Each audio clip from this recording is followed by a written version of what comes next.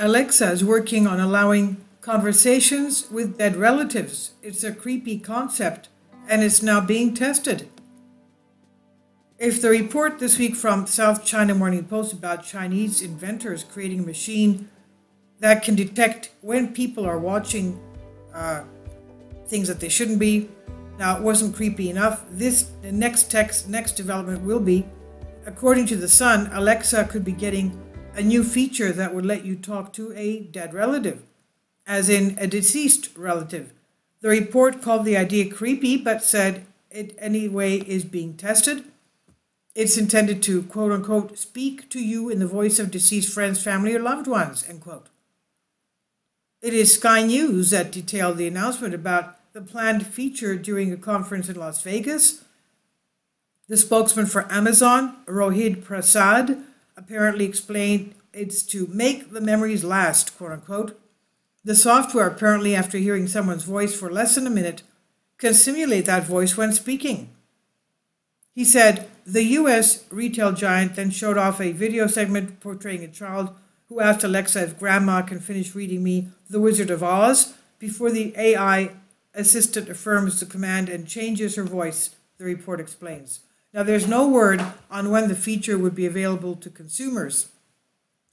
There was reports on a day earlier on the Chinese mind-reading tool. South China Morning Post said the electrical engineering team has combined the power of humans and the power of artificial intelligence to create a prototype that sounds an alarm when an incident, quote-unquote, image appears on the screen. A report at Yahoo explained the device is able to reveal when a man is watching something like pornography by reading his mind. I mean, this is amazing.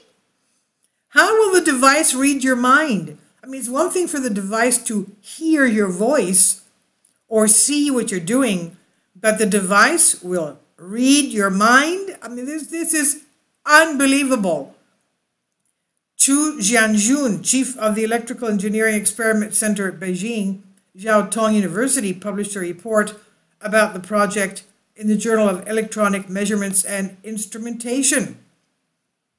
It is for, he said, bad information detection, end quote. So the AI will be reading your mind. And where will all these reports be going to, I'd like to know. You don't even have sanctity of your own home, of safe harbor of your own home. The report explained the technology was tested on 15 male university students who agreed to wear the device while sitting in front of a computer screen, and an alarm would go off when explicit imagery was detected by the brain. And one more report that might fall into the same creepy category.